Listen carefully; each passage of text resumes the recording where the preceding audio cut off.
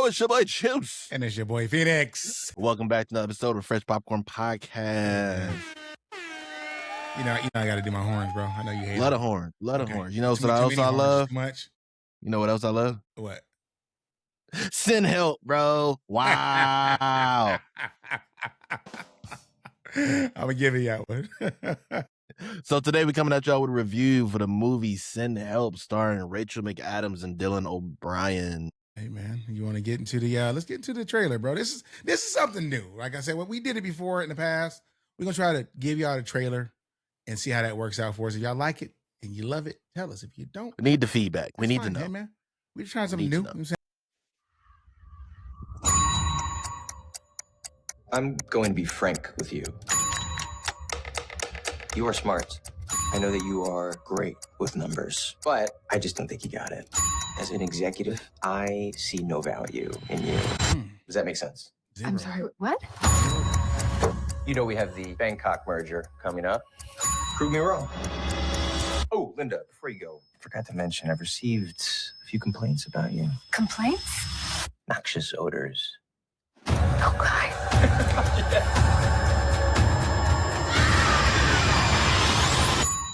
Take your seats. You're a little bitch.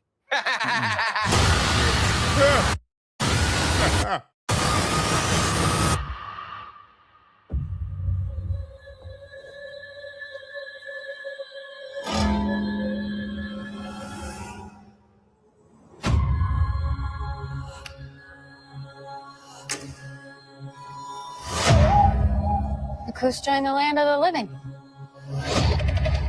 How long? You been out? Day and a half? Have you tried making a distress signal?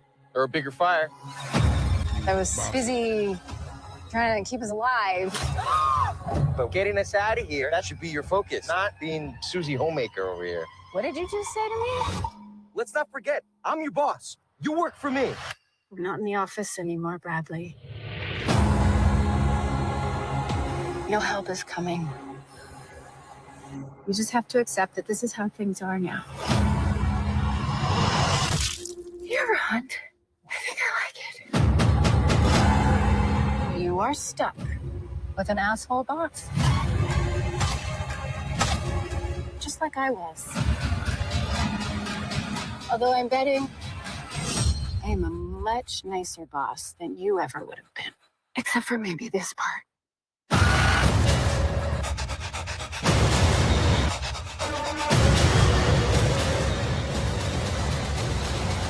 I don't think we should ever leave. Hey man. Hey, Send Help, man. Wow. I hope y'all got a little bit from trailer what we about to rap about. This is perfect example of a horror comedy. This movie is a horror comedy to the core. Wow. From director Sam Raimi, who's dropped bangers. He's a legend, right? He dropped some good stuff. Yeah. So this movie, man, FENiX. Yeah. Once again, I give you the table. Hey, what man, do you think? So you got Send Help, you got Rachel McAdams and Dylan O'Brien, right? Ooh. So it was a pretty good watch, right? Like I enjoyed it. It was a good watch for me. A little slow moments. You know, we talked about kind of some slow moments. A little bit gruesome, but I don't mind a little blood at all. At all, I don't mind blood. I will say, let me say this, okay? It was almost like a Castaway. Had a Castaway feel to it. You know, a little horror. Well, yeah, I mean, right? a Lost Island, you can always relate that to Castaway. No, I know, but I mean, like, it just had the Castaway feel to it. I mean, I would love to be stuck. If I'm stuck on an island, I don't want to be stuck with somebody else. I want to be by myself, right? Wilson? You don't want to be stuck with Wilson? Bro, dude, he was going crazy. And the same thing about a Castaway and Terminal were like this was like the same movie. I would go crazy, bro, by myself. Absolutely by myself. I think the performances were very strong. I think the psychological tension was very, really good. I think very good. It was really, really good. The isolation of the atmosphere was really, really nice. I thought in this movie I would see more animals and more creatures than we did, right? Because I mean, you know me, I'm scared of water as it is, but to be out there on that beach, bro. And I think it ran a little bit longer than it should have. Ooh. I do think it ran a little bit longer than it should have. Runtime. It's under 2 hours, 145. I think it ran a little bit longer than it should have. 154. I think the buildup was, some things could have been taken out. I think it just ran a little bit longer. And also too, I would say, well, let me give it to you because I got my bads as well, right? I got my bads as well. But Gotcha. that's kind of where I'm at. Go ahead, man. What you talking? Talk to me. I'd be really interested in your bads because I thought this movie was great through and through, except for the very last part. But we can get to that on the back end. Yeah, send help, man. This movie is pretty much you start this movie off with the stereotypical outcast in the corporate office, but does everything to make this engine run, but not getting the credit and acclaim.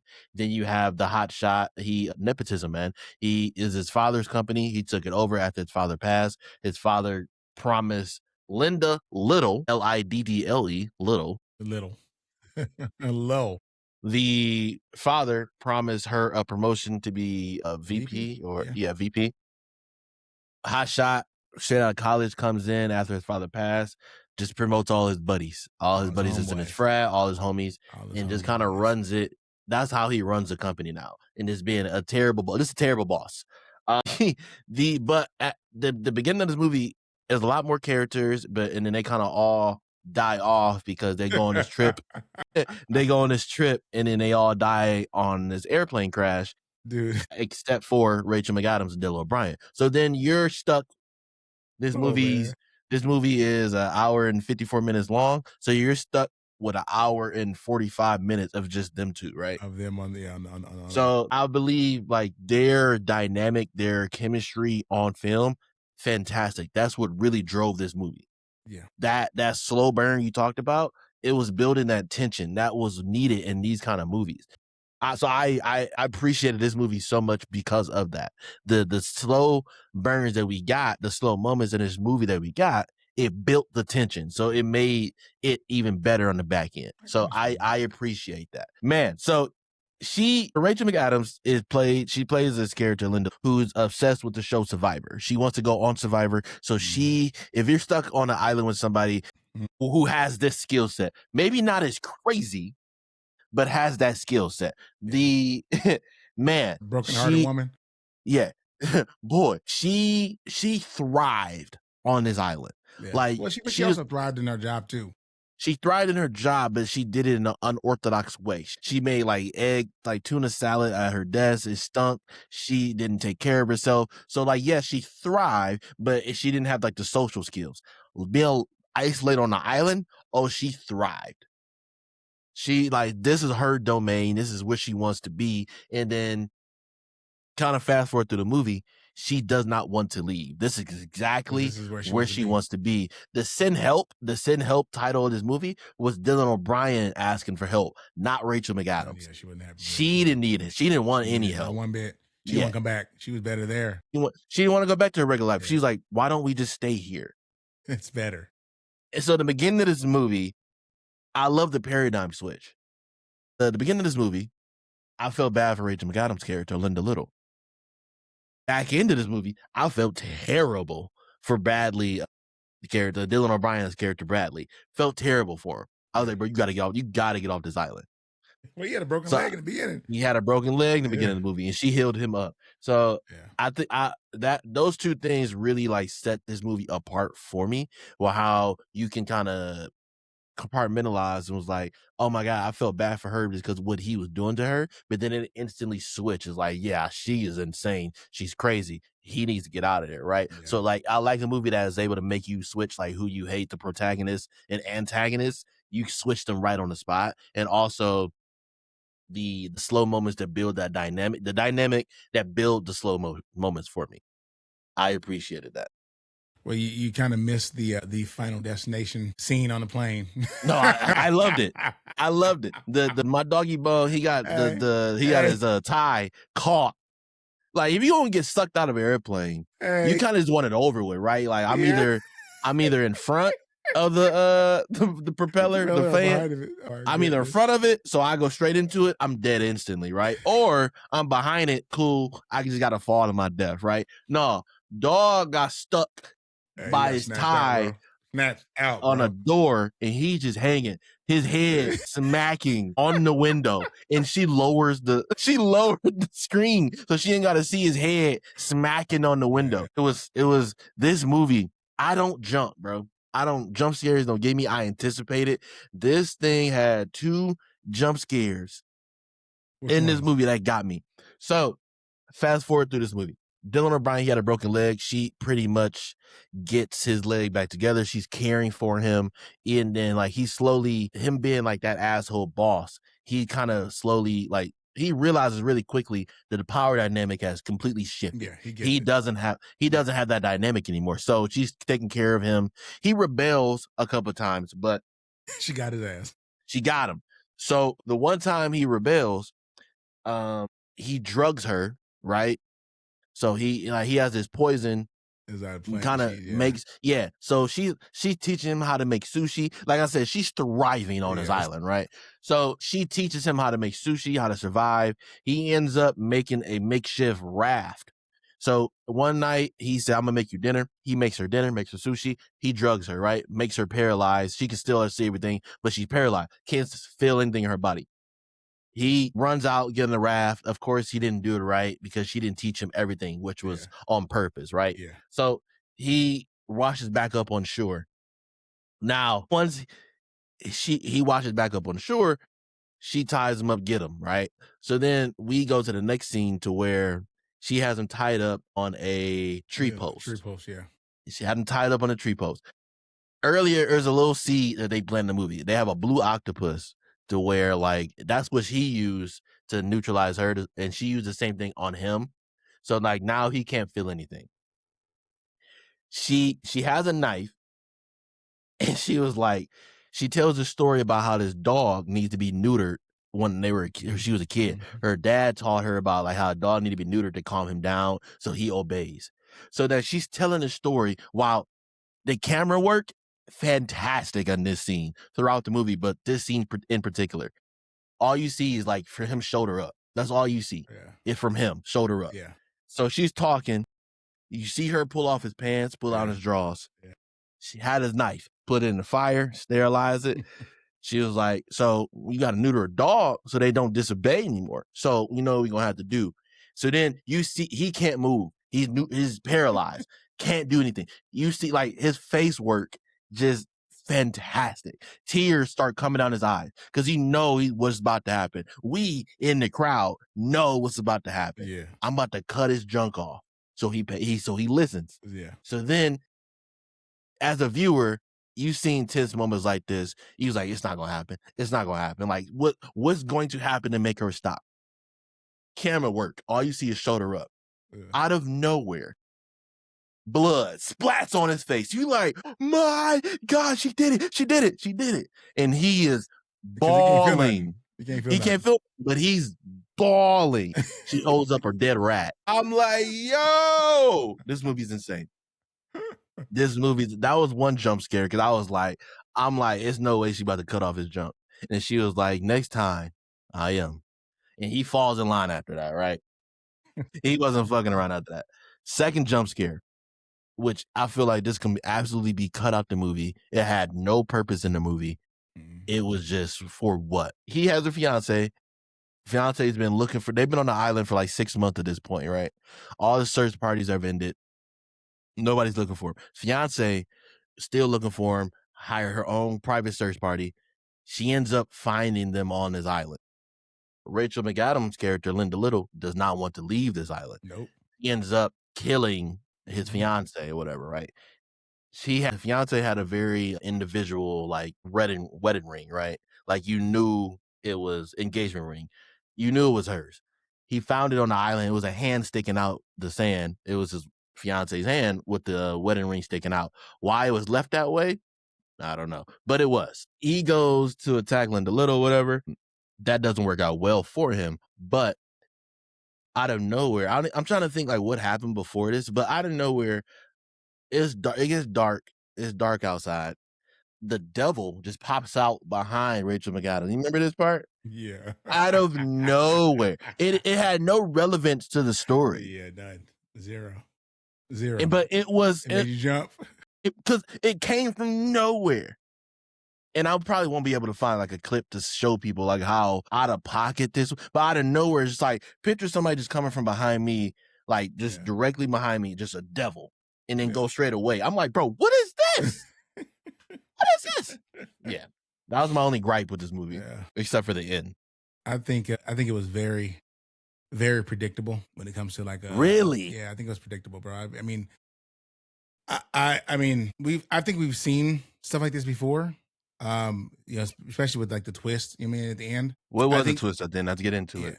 I think there was not enough backstory to understand like her character, in my opinion, right?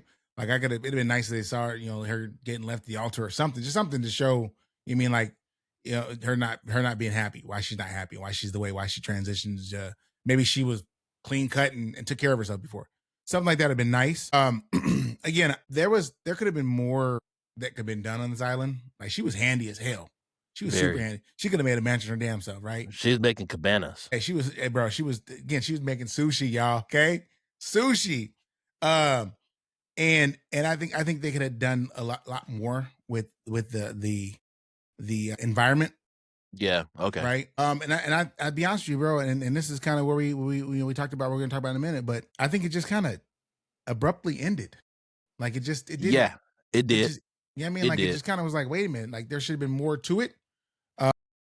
But yeah, I mean that's kind of where I feel, man. Like I feel like it was a good movie. I enjoyed it, bro. I ain't gonna lie to you. There were some parts I was like, damn, there's a lot of blood. There were some parts I was like, that's funny as hell. You know what I mean? Like I was laughing. Horror comedy for sure. Hey, bro, she definitely thrived on that island. She could have done it by herself. And like that scene where he was acting up, so she took her stuff and went, and he took his stuff and left. And she just, man, he came back, bro. She had a whole hotel. She had everything. She had her own mug.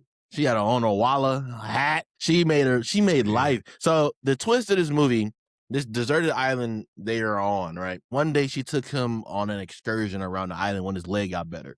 It was two rocks that made like an X, right? She said, don't go that way. And you kind of move on, right? Like they never really brought it back up. But she said, don't go over there. There are some poisonous trees. Yeah, something. Yeah. She said it's something over there. Come to find out, what's over there is a nice ass house, big ass off the water. Big ass. They're not on a deserted island. Nah. They're just on a regular private island. They're just on the side of the island. There's nothing. The other side of this island is a whole house, maids, camera, like power, arms, everything. I mean, big boy house. Big boy house. A boat dock. We see this house for a boat dock. Yeah, we see this house for the first time when Dylan O'Brien, like characters, like I'm booking it. Yeah, so he's booked it. He's like, I'm gonna go over there. We see this house for the first time. I'm like, oh my God. He runs up, breaks in, starts drinking water, going through the fridge is fully loaded. Yeah. He's eating food, drinking water, everything. Over the intercom system, you see the lights, you see the recorder, like a little red dot come off of a camera, and it's an intercom system through the house. Yeah. You hear Linda's voice. He was like, oh my God. So she had a knife that came out of nowhere. She told everybody that is washed up on shore. Yeah. She was like, you really think a perfectly good knife washed up on shore, Bradley? Yeah. He's like, oh, this bitch been in his house this whole time. She's been living in this house the whole time, bro. Wow. So the good big water twist, and everything, boy. Every time she do a little visit, she had to go to the bathroom probably over there. She was doing all kinds of stuff. She's showering, everything, bro. So they ended up having a brawl. How FENiX alluded to this movie ending abruptly. Bradley ends up losing his brawl. Yeah. They have twice, actually. Yeah. So they have this moment to where she's hitting his head, I believe, with like something off the wall. Like I was like, what it was? I don't remember what it was. Yeah. It was maybe even like a bull's head or something off the wall. It's something random like that, like a steel thing. But she hit it like it was a golf swing. Mm-hmm. As soon as like she's about to make contact, movie flips to her on a celebrity golf course.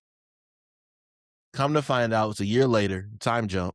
She wrote a book about surviving on the island by herself, or like, so she made it seem like she was the only survivor. Wrote a tell-all book. She's popular, she's rich, she's famous. And this movie just ends with her on a Thelma and Louise driving down the freeway on next to the ocean. That's how this movie ends. That's how it ends. And I just was not a fan of that ending. Nope. But that's a Sam Raimi movie for you. Yeah, it just ended, bro. Like it just ended. She had money.